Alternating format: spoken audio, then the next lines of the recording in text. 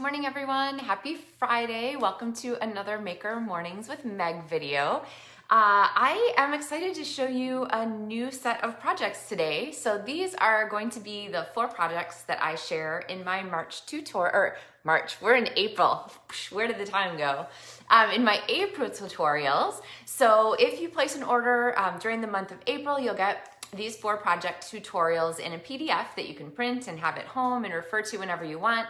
And if you have a larger order in April, $50 or more with me, then you will get 2 of the cards as a make at home project. So you'll get card kits in the mail with all the pieces ready to go and everything. So I'm kind of excited about them. The suite we're using is Garden Wishes, the stamp set here, and then the Dandy Wishes dies.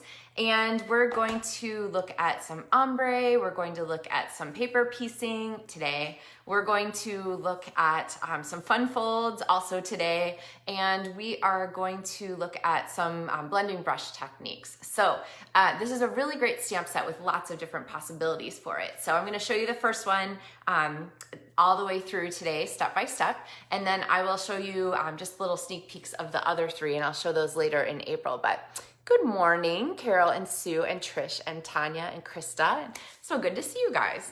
All right, so you guys ready to get started stamping? I'm going to flip you down this direction. There we go. Let's see, I think I'll get you a little closer. That looks good. All right, and now we are going to go ahead and get started on this project. So I have some pieces kind of cut and ready to go here. And let's see, there we go. Some stamps and so forth laid out. But the card base for this one is kind of a fun pop-up card. Actually, do you guys want to see our card here? So it looks like this. And when you set it on the desk, it stands up on its own. It has this kind of fun triangle design.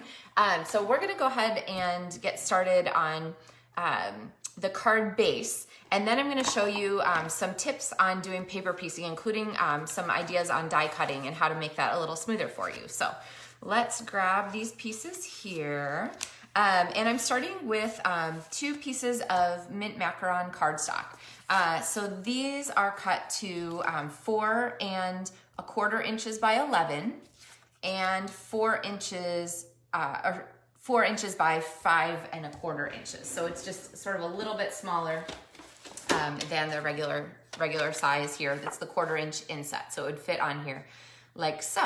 All right, so what I'm gonna do is go ahead and score this long piece in half. So I'm gonna score it at 5 1/2 inches and get my cutting blade out of the way. So score here. So I've just scored in half, and then I'm gonna take one of the panels and I'm gonna score one of the panels in half. So that would be 2 3/4. Okay, so if you forget the exact sizes, just remember your half and half, okay? All right, and then I am going to go ahead and fold this, and I'm gonna make a Z fold. So this top part is gonna fold back just like that. This is such an easy card design to do, and it really kind of is a fun and impressive way to go. So now I'm going to attach these 2 panels together, and this size is a little different.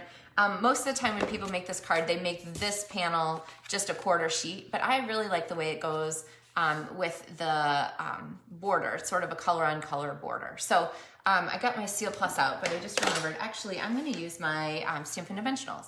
So like I said, it's color on color. If I press this down flat, it's just not as obvious a layer there. So what I wanna do instead is kind of boost our layers. So I'm gonna pop some Stampin' Dimensionals on here, and I wanna make sure I'm putting them on this piece inside that 1/4 inch margin, but I'm putting them on here because I want to make sure that I don't go past the halfway point, because that would seal your card shut. And if you put them on this piece, it's a little easy to get them too low. So I'm going to take this and center this here on our card. Okay, so see how now we have that fun dimensional panel and our sort of the base of our card. So really simple thing that you can add to lots and lots of cards. I mean, anything could be done with this kind of pop-up. So Now on the inside of our card, I'm gonna grab a piece of basic white, and this is cut just a little smaller. It's cut to 3 3/4 by 5, or 3 3/4 by 5, which means that we have a nice little bit of leeway here when we layer this inside our card. It's not gonna accidentally peek out the edges, okay? And I want to create an ombre effect with this. So we're gonna kind of do a mini piece on this project, and one of the other projects this month, I'm gonna do sort of a maxi ombre.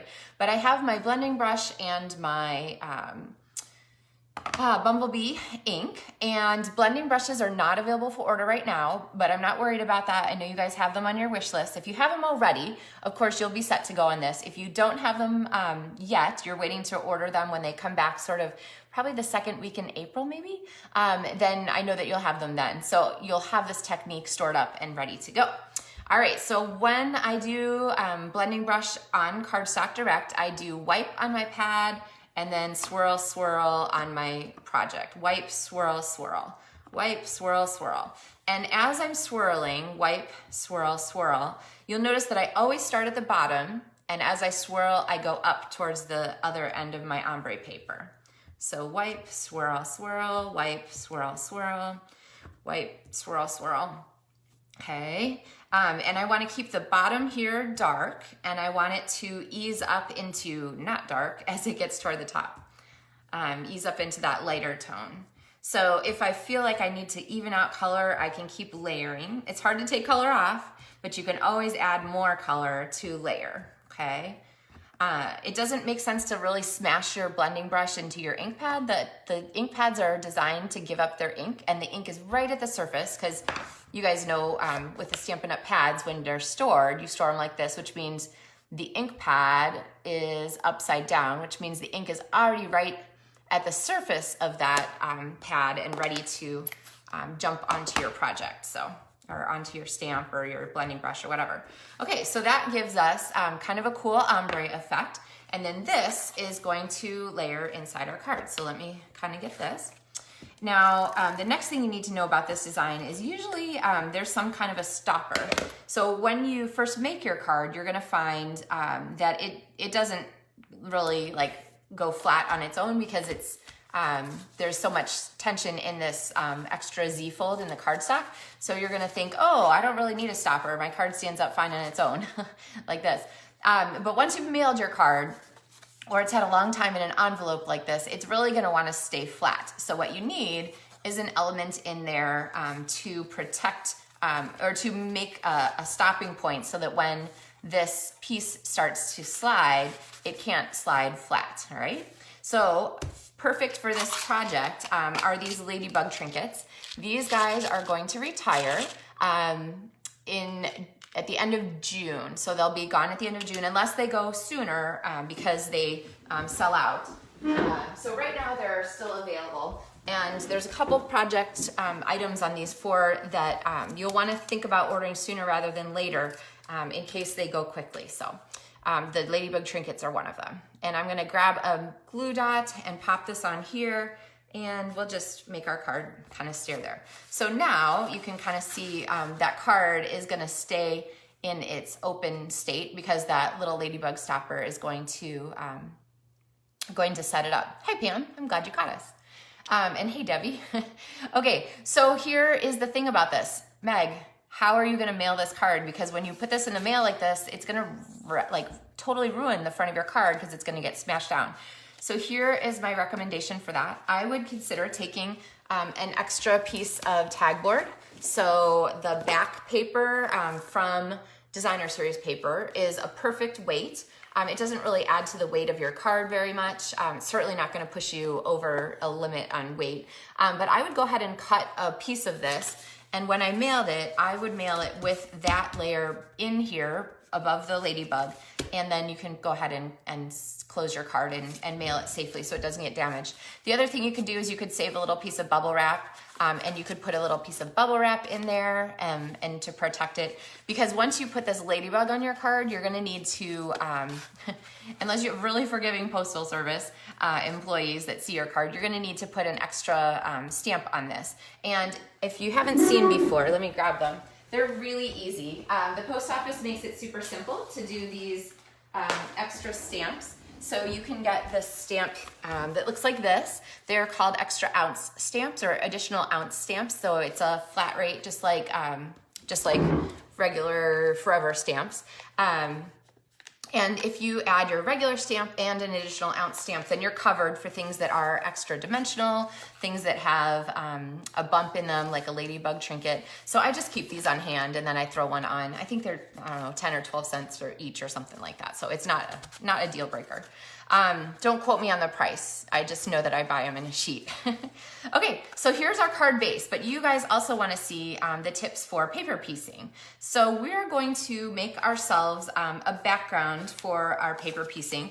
And for that, I have grabbed a piece of the Fine Art Floral paper. This is a paper that will also retire at the end of June. And I highly recommend it. The florals are gorgeous, so they make great cards on their own. These pretty oil painted flowers. But I think that the true like heroism of this paper is actually the back sides and these gorgeous prints that are subtle pattern backgrounds. And so we're gonna use a piece here. So this piece is cut to, this one is 3 1/4 by 4 1/4. So this one is 3 by 4. Does that seem right? Let's look.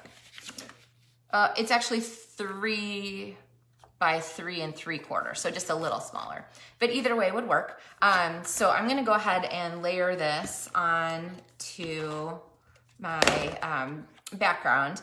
And oh look, apparently I cut one the size and one the other size. But you can see how having those two yellows together really just helps to make the most of that color there and just bring out those tones and the matching variety. And this is such a pretty background. It gives really a nice extra an extra interest to your card. So okay, so we have this, and then on top of this we are going to put our die cuts. So Garden Wishes stamp set has these pretty dandelions and great greetings, good for lots of things. And then the die set has the pieces, of course, that cut out those dandelions, but then it also has these paper piecing dies, which I am adoring. So for this project, I'm gonna show you the paper piecing dies. For, excuse me, some of the other LovenStamps monthly tutorials, I'm gonna show you the shape dies, the ones that cut out the stamped images. But let's go ahead and bring in here my, I'm gonna shift some things. Bring in here my little mini stamp and cut and emboss machine, because I wanted to show you some tips for doing some of these die cutting. So this flower is gonna be the base of our constructed flower here, which means I really want most of the stem to be green and the rest of it to be daffodil. So I'm gonna go ahead and lay this on here, and I'm gonna put a piece of washi tape over the top that's gonna hold all those pieces where I want them. Okay, so it's got my cardstock, the yellow here under, or the bumblebee here under my flower, and then the green stem down here at the bottom. And then because I'm putting it through, I might as well go ahead and cut a couple more things at a time. So I'm gonna pop that on there and go ahead and slide that through. So, woo, we're like popping a wheelie here. As I go across there, then when I pull it out, you're gonna see that I have my dandelion greens cut, but there I have cut both the stem and the flower to go together, okay? So they're stuck on my die, but they're not actually attached because I don't really want my stem to be yellow, so. All right, so there's one piece, and then I'm gonna bring this back in, and I need some more yellows cut, some more bumblebee. I want my other flower pieces, and I'm gonna grab my spruce again, because I want one more spruce. Okay, we'll just do it in separate. Sometimes it takes more time to like arrange your pieces to get them through on the same shot. It's just quicker to just go ahead and do them separately. Okay, so here are my flowers.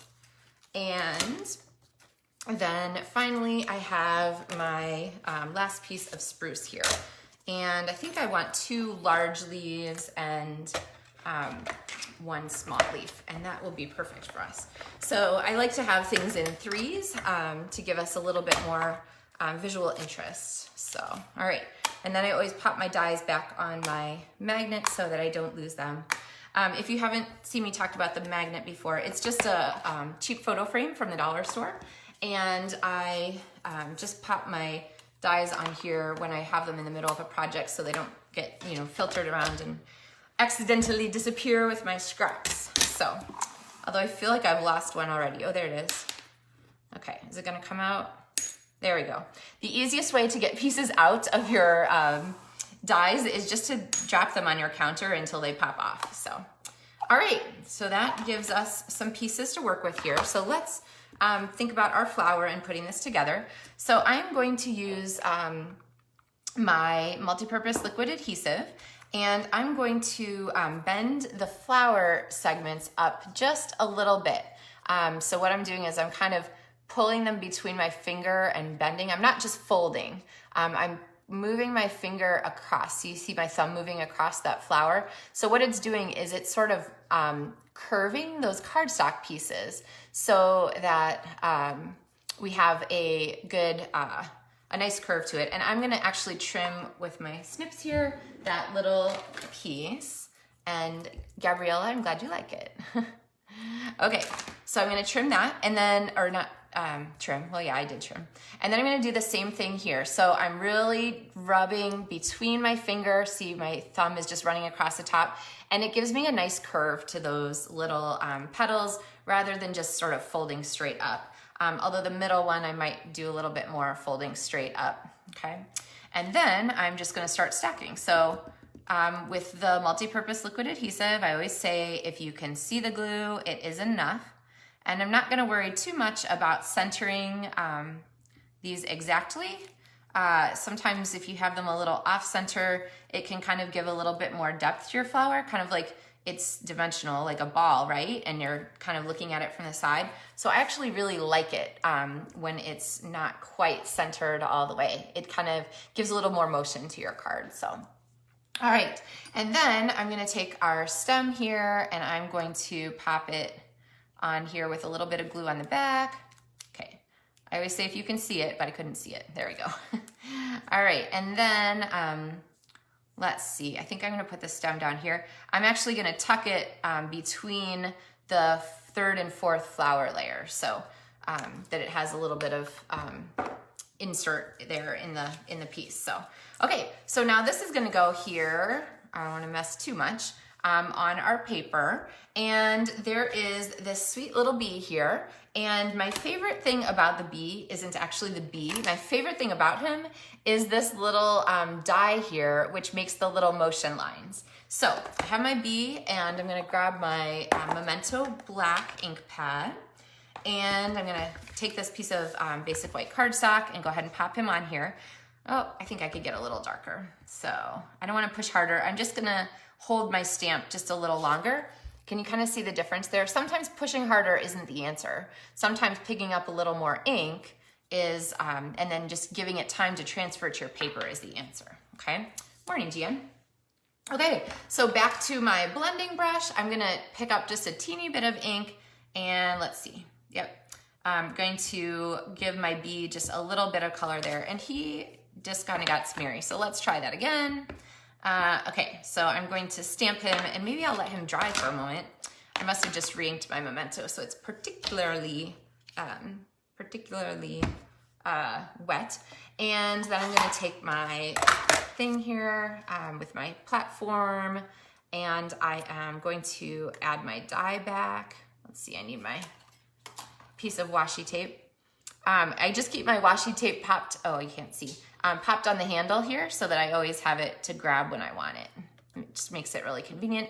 And then I'm also going to die cut our little topper. So our bee is gonna come here and he's gonna be sniffing the flower that's gonna go like this. So he needs that little motion line, here we go, to kind of lead up to him. So it's gonna go right here on our project and give us some of that extra fun motion there. So you wanna make sure that your motion line is all entirely inside the platform. So if you need to use your, depending on the angle you want to use, you might need to use your larger Stampin' Cut and Emboss machine, but this I think is going to work for us. So let's get the plate on there. Make sure your plate covers everything. Okay, and I set this like at the complete most awkward angle for me. There we go. All right, get that started. Okay, I'm trying to hold it in place and don't want that die to go off the edge. There we go. And run that through. Okay, so then we have our pieces here, all die cut and ready to go. So now you can see those cute motion lines. Can you guys see those up there at the top? That just really, I love that extra interest part of this die set. And then I'm gonna take my washi tape off and claim my B here from our project. And I think this ink is probably pretty safely dry now. So I'm gonna come back with my blending brush and just give him a little touch of yellow kind of there on the bottom, okay? It's not super exact and that's just fine with me. Okay, so now we have our pieces kind of set together. There's our bee with his tail lines, go to his wings, and our flower here. So I think the next best thing to do is figure out how this all needs to fit. We're gonna bring it back to our card base. So, okay, I have a puppy who really, really wants to go outside, so I'll let her out and come back. So it's kind of like kids, right? When you get on the phone, they always have something they need from you right then.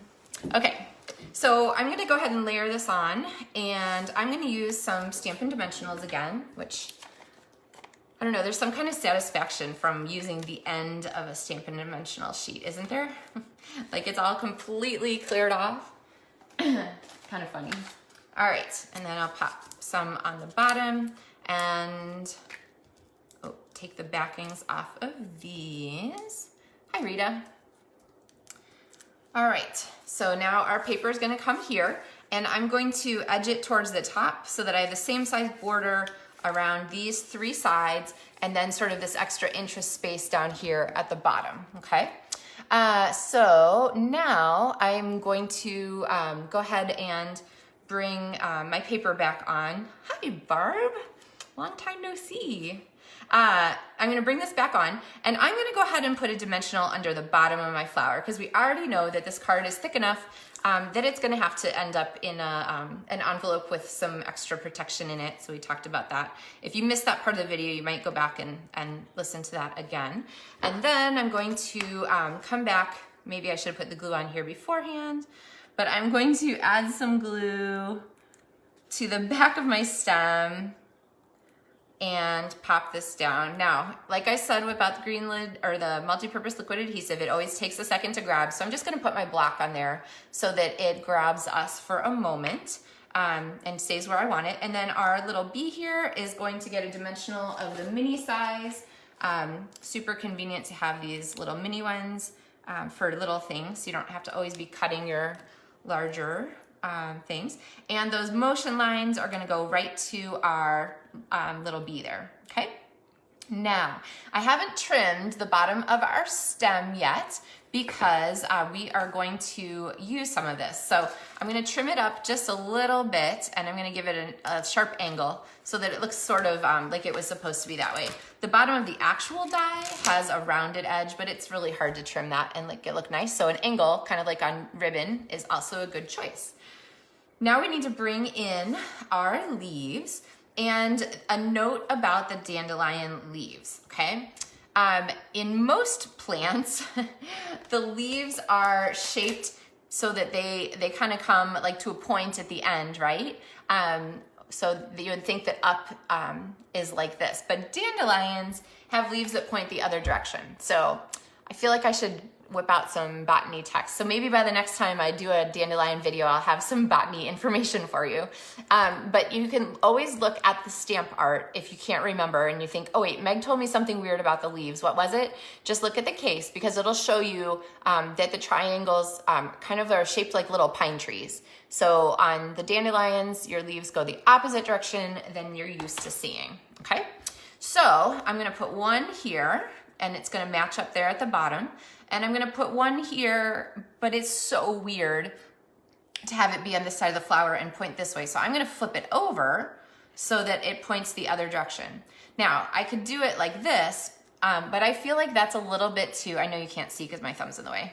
I feel like it's a little too symmetrical. I don't love that. So instead, what I'm gonna do is flip this one down so it doesn't like give that symmetrical idea anymore. And then I'm gonna take the smaller leaf and I'm gonna pop it on this side so that it kind of spreads out that interest and has just a little bit more, I'll bring this back up a tiny bit. There we go. Just a little bit more interest as we're going through, okay? So think about which way your leaves are pointing, and remember you can always flip them to get the mirror image of where you're starting with. All right, so I'm going to pop some glue on the back of these and add that little block on there to kind of hold it in place. I want this leaf to be underneath the third leaf, so I'm gonna pop it on like that. That's probably long enough. I'll move the block. It really doesn't take very long to grab. I do love this glue. Actually, I love it so much that I always know the product number for it, which is 110755. So you know it's a favorite product when you can say what the number is for it, all right? Okay.